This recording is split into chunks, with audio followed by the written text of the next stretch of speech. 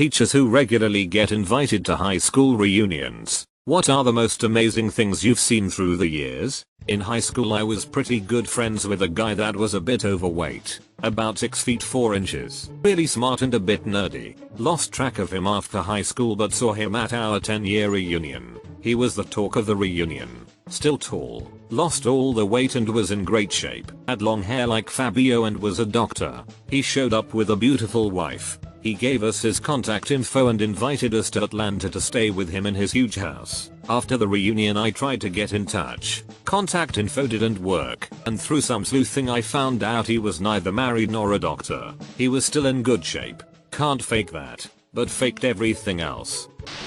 Going to post my mom's story because she doesn't have an account. She was a home economics teacher and specifically she had one class called relationship psychology where every day to start the class she would read through that cheesy Dear Abby newspaper advice column to talk with the class on how they would respond to the problem.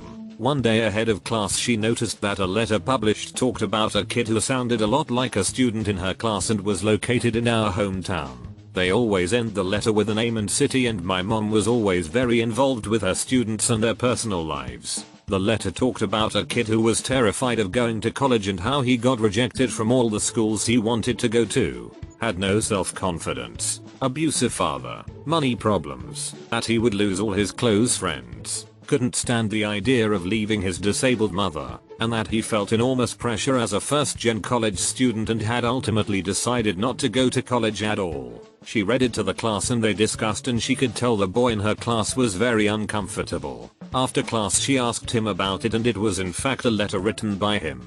He never thought it would get published and responded to by the Dear Abby column and was super embarrassed. He, like most students, never even knew what the Dear Abby column was until they took her class. Afterwards she talked through everything with him and talked with his mother and evaluated his options on how best to approach college. She taught him finances, loans, scholarship options, his mom's condition, and everything and got him to a place where he felt better about his future. 4 years later the kid ended up being the speaker at his college graduation of over 7,000 kids, met his wife at college, all of his groomsmen, and got a killer job through his career fair on campus before graduating.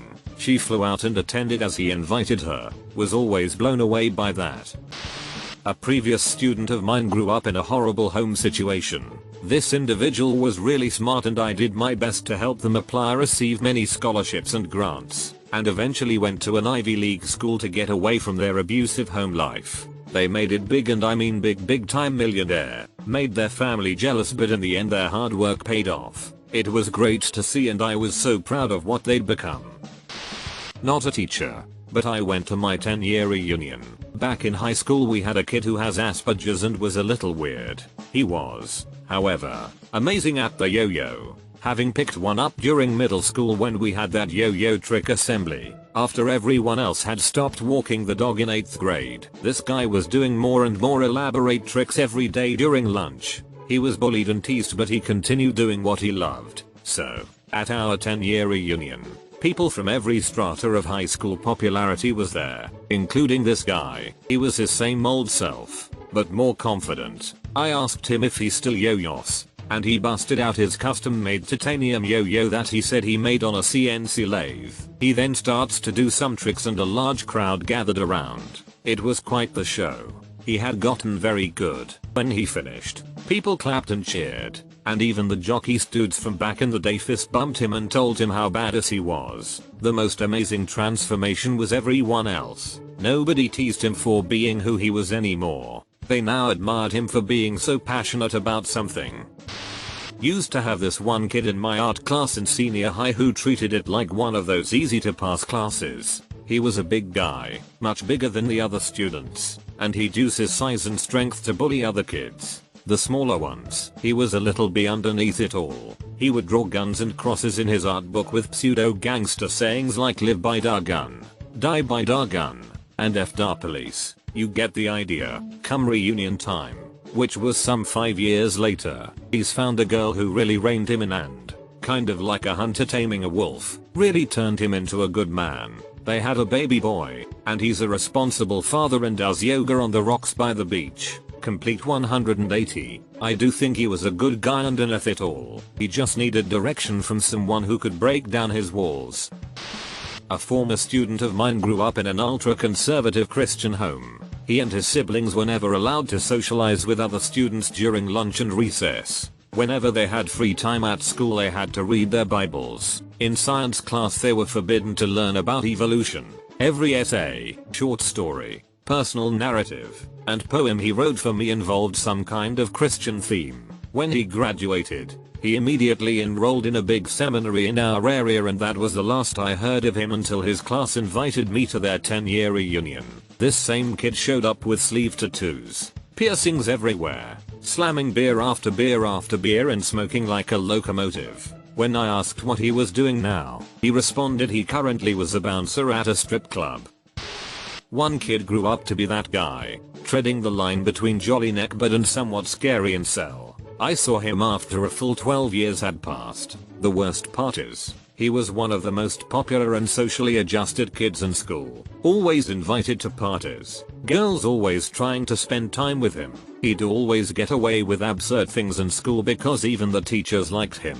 He was just really funny and naturally charismatic, not to mention fit and handsome. However, he was strictly religious, so he never had sex with any girls. A few years after graduation, he became an atheist, or just a Gnostic. But by this time he had a dead-end job at a supermarket, had gained weight and was obsessed with Dragon Ball Z because he related to unleashing his true power. So he spent like 5 years desperately messaging girls from HS, trying to say hey I can have S now. But he was just not that attractive anymore and his social skills had deteriorated tremendously. He was rejected by every single girl that was pining over him just a few years ago. In high school, he ended up publicly coming out as a proud incel 2 years before the reunion. In a post where he declared war on women and socially adjusted men. He often posted about being a virgin and how Christianity basically made him an incel because he missed out every chance for S he ever had. So at the reunion, he came wearing a white t-shirt with the words F you. He'd walk up to now married women that he had previously solicited and just smirked silently, waiting for them to read the shirt. He was thrown out by the venue after about 40 minutes since so many people complained of his creepy behavior.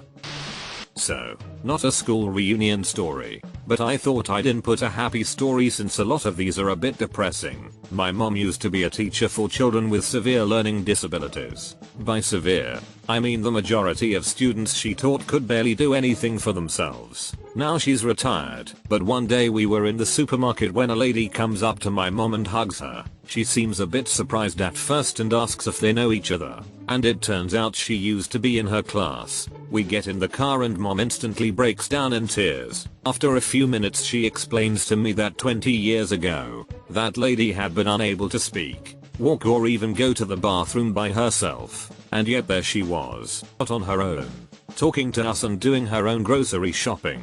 What probably made my mom cry was that after so long and accomplishing so much, this girl actually remembered her old teacher. 3. Not the teacher, and not the full school reunion either. I'm not sure if those even still happen since Facebook is a thing, but a group I hung out with of nerds like me in high school wanted to get back together and play deathmatch Quake Alon party style like we did as kids. I'm effectively a loser with no social life and I'm scared of people. But this I thought I could handle, so I went. They asked me to pick up Joe on the way to the party, and I do. Joe was out of shape when we were kids, like a pudgy kid. That was all that was really wrong with him. He was smart, well kept, and rich as F, like dad owned a restaurant franchise rich, not like one of the locations, like the entire company. We always had the parties at his house. We didn't bring our own computers. Cause he just had basically a lab we all played at, so I was a bit curious why we weren't repeating something like that. Not that I cared. I have my own lab, not rich though, so we could have all had a computer, but we went to another dude's house, and who cares? Everyone brings a laptop now anyhow. Anyways, pick up Joe from a really sketchy looking house. Really surprised. Dude comes out of the place really big and really dirty looking. Clothes were dirty and tattered. Looked like he had dirt in his greasy hair. And he had to be 300 or 350 pounds. He was big. Hardly fit in my car. Almost immediately he tells me his dad died. Then he ran the company into the ground, gambled away most of the money, invested it in stupid things, etc. And basically he tells me inside of a car ride how he blew something ridiculous like 100 million bucks. Whole thing made me sick and sad. My husband graduated from a fancy prep school. Literally over 90% of his class are lawyers and doctors now. To his parents' disdain, my husband became a professional poker player. Whenever he goes to reunions there's a circle of these super successful doctors and lawyers around him because they'd rather listen to his stories. Poker pro isn't the full job title anyway. To impress parents you call it marginal equity analyst specializing in shipping.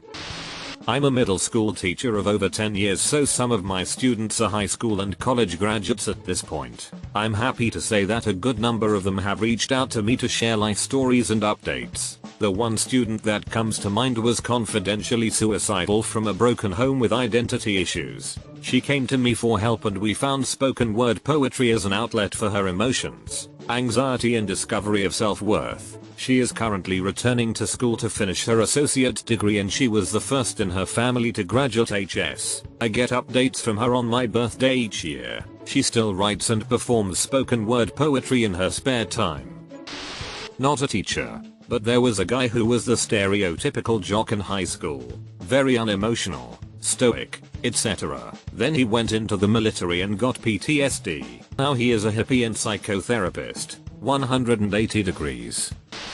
Not really a surprise, but the guy who used to bully me all the time is basically homeless. He refuses to go back to his parents. Absolutely nothing wrong with them. He just never got out of the rebel teen phase and spends his nights either couch surfing at her mates or sleeping on the streets if no one can take him in. Any job he gets he stays at until he has enough money for whatever he wants at the time and then quits. Skates all the time and wants to go pro but spends all his time smoking weed and drinking, then crying about how his life doesn't go anywhere. People at the reunion were astounded that he had just not changed one bit. He still used the slang he used back then and even tried to get his old mates to tease me like they used to, but they didn't because they're all adults now with jobs and some even have kids. He was kicked out of the venue because he tried to pick a fight with the guy who laughed at him for how he was dressed. 30-year-old man dressed as a teenager.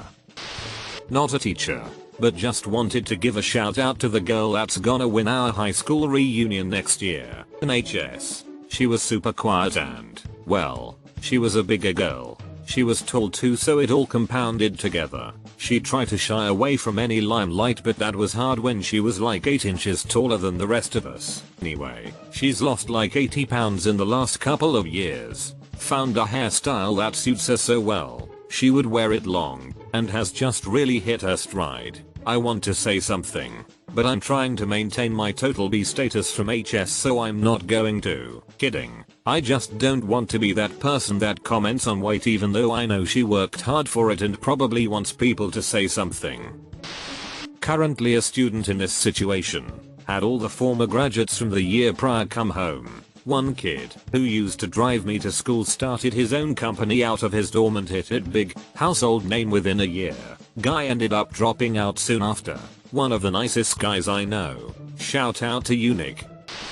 I went to an all-girls boarding school. This one particular hostel supervisor had been working there since she was 22 and has been there for nearly 40 years, so she has definitely seen a lot. Our school's foundation day each year is attended by over 500 alumni. Some friends and I were chatting with her when this group of incredibly smart and intelligent women come up to her. After they greeted her, she told us that she never thought they would get anywhere in life. These girls were the most notorious of all the kids that she had to deal with. They chopped off a teacher's waist-length hair and stole teachers' cell phones only to bury them. Put on the janitor's uniform to sneak out of school. Got fake blood and put up handprints outside the rooms of 9 and 10-year-olds. Decided to summon spirits in a hostel building right after a visiting academic died of a heart attack. The rest of the girls in the hostel building were so scared that the school decided to lock down the building for nearly 5 years. They also took turns to stand on top of one of the buildings with a white sheet and showed it to kids in the farthest building.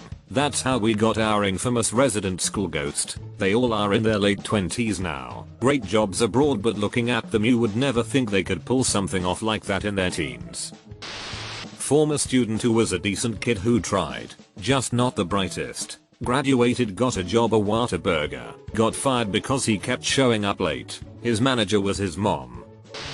Also not a teacher, but have been out of HS, all girls school, for 6 years. At our 5-year reunion, I caught up with girl who was severely bullied during HS. She fell off a horse in grade 8 while riding competitive and legit snapped her spine, and was in a very intense back brace for her entire high school career.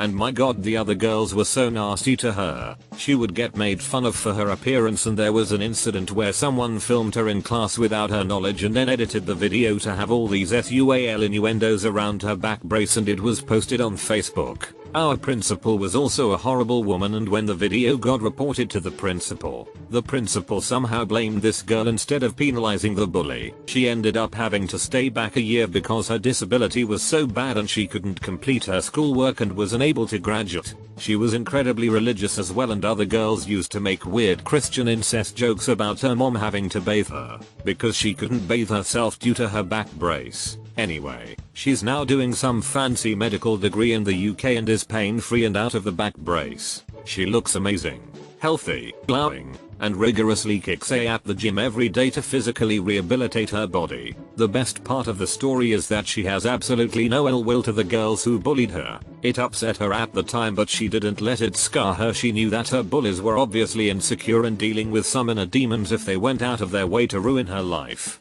She felt bad for them more than anything. I run into her at the gym all the time, and it's so nice to see her so confident and thriving. Not a teacher, but a girl I used to be interested in since elementary school. We were really close friends. I'd even work for her dad when I was a kid, stuffing envelopes for him to send out to his clients. Just basic stuff that he offered us 10 cents per envelope to be a nice guy. In high school, we drifted a little bit apart, and she started dating another friend of mine who shortly after opted out of that relationship because she wanted him to make her pregnant. Fast forward a couple years after graduation, she did have children, who she then suffocated when they were 3 years old and 22 months old, sentenced to over 40 years in jail. She was smart, pretty, and charming, and now she might never see the outside world again. Needless to say, she didn't make it to the 10-year reunion.